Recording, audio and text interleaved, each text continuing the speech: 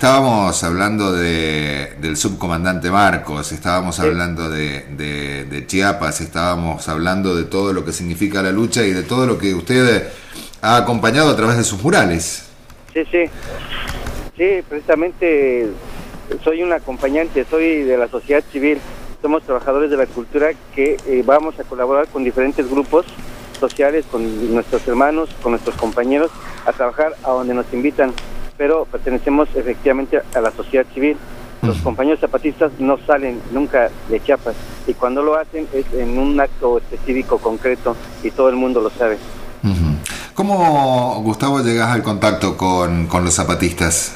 Precisamente por eso, porque somos gente que andamos siempre trabajando con el arte, con la cultura, andamos trabajando siempre involucrados con nuestros hermanos, con nuestros compañeros que andan también luchando en otras trincheras, ya sea como lo hacen los compañeros zapatistas cuando se levantaron en armas, ya sea con los campesinos que andan luchando por recuperar sus tierras, por los grupos indígenas, con nuestros grupos originarios, con los obreros que reclaman salarios, con nuestra gente, con los colonos, con la gente que anda luchando por la democracia, por la justicia, por la libertad, por una buena educación, por una buena alimentación, por un buen salario, por un país donde los gobernantes gobiernen para sus gobernados y no contra sus gobernados, como sucede en México, porque has de saber que México es tal vez algo muy parecido a todos los países latinoamericanos, donde se nos vende un cuento de la democracia, donde se supone que vamos a votar y elegimos a nuestros representantes, pero no es cierto, eso nada es cierto. Los representantes, los diputados, los senadores, los presidentes son empleados de las transnacionales, de las corporaciones transnacionales, de la Coca-Cola, de la Ford, de tantas compañías que están decidiendo lo que se tiene que hacer en nuestro país, y ellos son los que determinan quién ocupa la silla presidencial. En tanto, empleados de ellos, desde el presidente hasta los diputados, senadores y muchos de los servidores públicos, pues gobiernan contra el pueblo, gobiernan para obtener beneficios de esas corporaciones. Pues mucha gente de muchos sectores, como nosotros, los que somos trabajadores del arte, nos unimos con nuestras gentes para denunciar estas situaciones, para tratar también de fortalecer nuestras organizaciones, y no solamente dentro del país, sino también fuera del país. Por eso es que el muralismo es un medio excelente para nosotros, para comunicarnos, para establecer esas redes de lucha, de solidaridad, de encuentro, para demostrar que no estamos muertos, para demostrar que no estamos rendidos, para demostrar que no somos gente pasiva, ni somos los indios, los sumisos y los moldeables de siempre, ¿no? Precisamente como lo demostraron los compañeros zapatistas cuando se levantan en armas. Nosotros también nos levantamos desde hace tiempo con el arte y la cultura también como una bandera de lucha de nuestros pueblos, por la liberación de nuestros pueblos precisamente. Gustavo, esto que ha sido una constante durante muchísimo tiempo, ha tenido algunos vientos de cambio en algunos países de América Latina, ¿no? Con fuertes renovaciones desde la política y fuertes reivindicaciones hacia estos grupos minoritarios generalmente olvidados, ¿no? Fíjate que yo lo que pienso es que a veces son, cuando los gobiernos toman cartas en estos asuntos, a veces lo hacen de manera demagógica.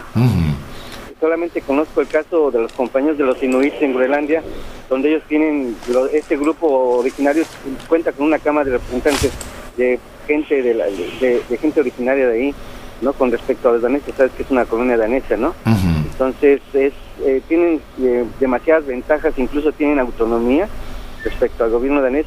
Es algo interesante que podría a lo mejor retomarse, pero en nuestro continente latinoamericano eso suena más a demagogia cuando han tomado cartas en el asunto, porque el control de todos los grupos originarios y los grupos pobres, los que surtimos de sangre y esfuerzo y sudor al primer mundo, es algo peligroso para la derecha, para la gente conservadora, para los gobiernos que pretenden seguir saqueando nuestros países. Entonces, es más demagógico, ¿no? Las medidas en asunto. En México igual fue, Sí, México, sin lugar a dudas que hay un proceso muy fuerte de ocultamiento en este tipo de situaciones. Yo creo que de todas maneras hay algunos grandes visos de renovación hoy por hoy en América Latina, donde se está trabajando permanentemente en busca de una nueva, por decirlo de alguna manera, de una nueva política con mucho más afianzamiento en estos sectores. ¿Ah, sí? Bueno, yo conozco el caso de Bolivia, por ejemplo, con Evo, ¿no? Por ejemplo. Por ejemplo, conozco también al gobierno de Chávez, que también ha tomado cartas en el asunto y tiene unas consideraciones más serias al respecto, y en Nicaragua parece que sucede algo semejante, ¿no? Con los compañeros de Ecuador parece que también había una situación parecida. Si hay de alguna manera alguna intención en estos gobiernos, aquí realmente no sé, en Argentina, yo te hablo más de los otros países donde he pasado y donde he conocido, ¿no? ¿Y esto cómo se refleja a través de los murales? Porque por ahí los murales cuentan la historia de lo que se piensa, de lo que piensa estas clases, esta gente que durante más de 500 años ha pasado por la opresión y que ha reflejado esto a través de los murales, pero seguramente la expresión de libertad está en forma permanente, ¿no? Sí, los murales como nuestra canción, como nuestra ropa originaria, como nuestra cultura, como nuestros usos y costumbres, como tantas cosas que existen, son una especie de resistencia a ser conquistados. Nosotros nos asumimos como invadidos, somos pueblos invadidos, pero no somos conquistados porque nunca nos hemos rendido. Entonces, el seguirlo expresando a través del arte, la poesía y las maneras de organizarse, a través de los usos y costumbres, a través de nosotros, por ejemplo, en mi caso del muralismo, es una forma de resistir a más de tantos 500 años que llegaron los españoles y ahora los yanquis, ¿no? Entonces es una manera de darle secuencia a la resistencia, de darle continuidad. No es solamente hacer murales por hacer murales. Y en ese sentido la resistencia la hacemos un tanto lúdica, diría yo. Y sobre todo cargada de esperanza.